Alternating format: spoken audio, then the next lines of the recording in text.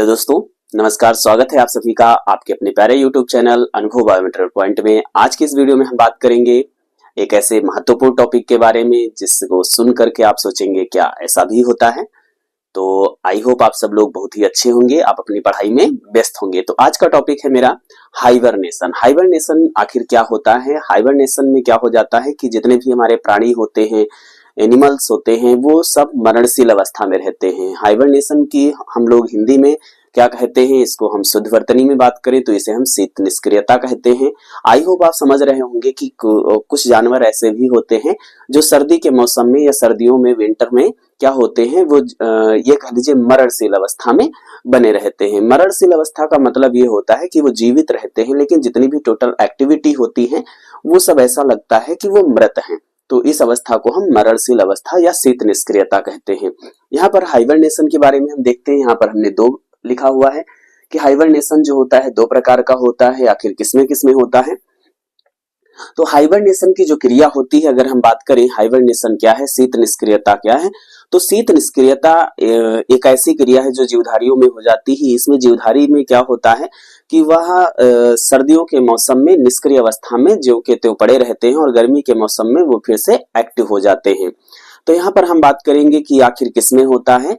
तो हमारे जो डेवलप जो एनिमल्स हैं वो दो प्रकार के होते हैं। एक तो कोल्ड ब्लडेड एनिमल्स होते हैं और एक दूसरे वार्म ब्लडेड एनिमल्स होते हैं। तो यहाँ पर हम बात करेंगे दोनों में क्या हाइबरनेशन होता है। तो जी बिल्कुल, हाइबरनेशन दोनों में होता है।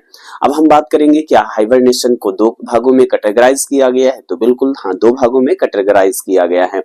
यहाँ पर हम बात करेंगे कि जो हाइबरनेशन है इसमें आप देखेंगे एंडोथर्मल दिया गया है। एंडोथर्मल का मतलब होता है यहाँ हाइबरनेशन ऐसे जानवरों में होता है जिनका ब्लड जो है वार्म होता है, गर्म होता है, उन्हें हम वार्म ब्लडेड एनिमल्स कहते हैं। जैसे मनुष्य यानी कि स्तनी जितने भी हमारे मैमल्स होते हैं उनमें वार्म ब्लडेड एनिमल्स होते हैं या वार्म ब्लडेड एनिमल्स कहलाते हैं, गर्म खून वाले होते हैं।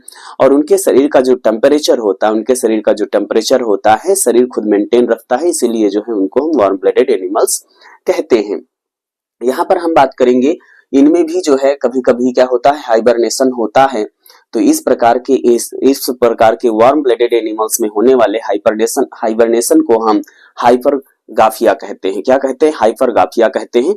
एंड यहाँ पर हम बात करेंगे जो यहाँ पर इक्टोथर्मल दिया गया है। इक्टोथर्मल का मतलब होता है कुछ ऐसे जीवधारी जो अपना टेम्परेचर जो होता है वातावरण के हिसाब से बदल नहीं पाते हैं और जैसा जैसा उनका वातावरण बदलता है वैसे वैसा उनका शरीर का टेम्परेचर बदलता रहता है। ऐसा लेकिन वार्म ब्लडेड एनिमल्स में यानी कि मैमल्स में नहीं होता है। भाई वार्म ब्लडेड एनिमल्स में अगर हम बात करें जिन्हें हम क्या कहते हैं, एंडोथर्मल का मतलब होता है कि उनके बॉडी का टेम्परेचर जो का त्यों रहेगा। 37 डिग्री सेल्सियस है तो 37 डिग्री सेल्सियस ही रहेगा। टेम्परेचर जो इन्वायरमेंट का हो, भले 2 डिग्री सेल्सियस हो जाए, भले -4 डिग्री सेल्सियस हो जाए या 40 डिग्री सेल्सियस हो जाए, तो जिन जीवधारियों का टेम्परेचर, उनके शरीर का टेम्परेचर नियत रहता है उन्हें हम क्या कहते हैं, एंडोथर्मल टेम्परेचर का या एंडोथर्मल ऑर्गेनिज्म कहते हैं। हम बात करेंगे एक्टोथर्मल ऑर्गेनिज्म कौन से होते हैं। वो ऐसे जीवधारी होते हैं जो इन्वायरमेंट या मौसम के समय या ये कह लीजिए इन्वायरमेंट के हिसाब से उनका टेम्परेचर बदलता रहता है। तो ऐसे प्राणी हमारे कोल्ड ब्लडेड एनिमल्स होते हैं, जैसे स्नेक, टर्टल्स, फ्रॉग और जितने भी हमारे कोल्ड ब्लडेड एनिमल्स होते हैं वो सब एक्टोथर्मल ऑर्गेनिज्म कहलाते हैं। तो एक्टोथर्मल जब ऑर्गेनिज्म जो हमारे होते हैं हाइबरनेशन मोड में जाते हैं तो उसे हम क्या कहते हैं, ब्रूमेटेशन कहते हैं। क्या कहते हैं? ब्रूमेशन कहते हैं। और ये जो ब्रूमेशन होता है ये क्या होता है कि इसमें जितने भी जीवधारी होते हैं जब तक सर्दी रहती है वो अपनी एक स्थायी जगह पर जो है पड़े रहते हैं और अपना मेटाबॉलिज्म रेट घटा लेते हैं। ये काम दोनों में होता है, वो चाहे हमारे स्तनधारी हो।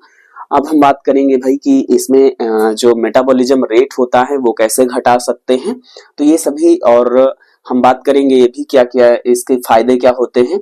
तो जब हमारे हाइबरनेशन होने का मतलब होता है, हमने पहले ही कहा, मरणशील अवस्था में।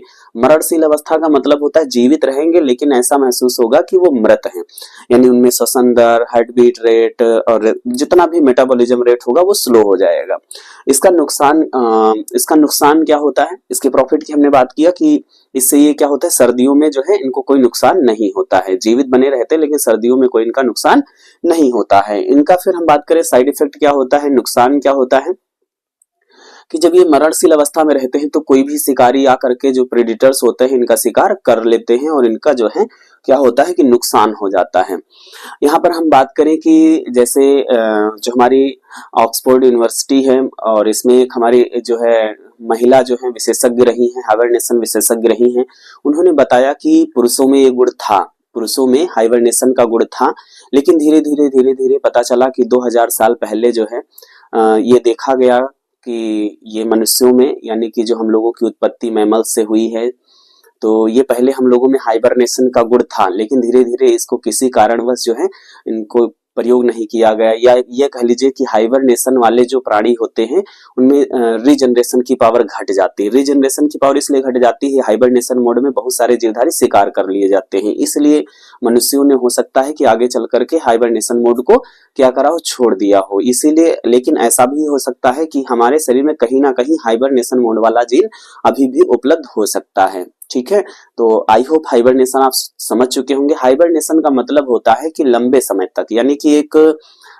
लंबे समय तक, या सीजनल जो होता है एक लंबी नींद के रूप में उस टाइम को स्पेंड कर देने को हम लोग क्या कहते हैं, हाइबरनेशन कहते हैं। तो आई होप आप समझ चुके होंगे। तो आप लोगों को ये जानकारी कैसी लगी, आप अपनी राय जरूर दें। तो फिर मिलते हैं नई जानकारी के साथ, तब तक के लिए bye bye and take care.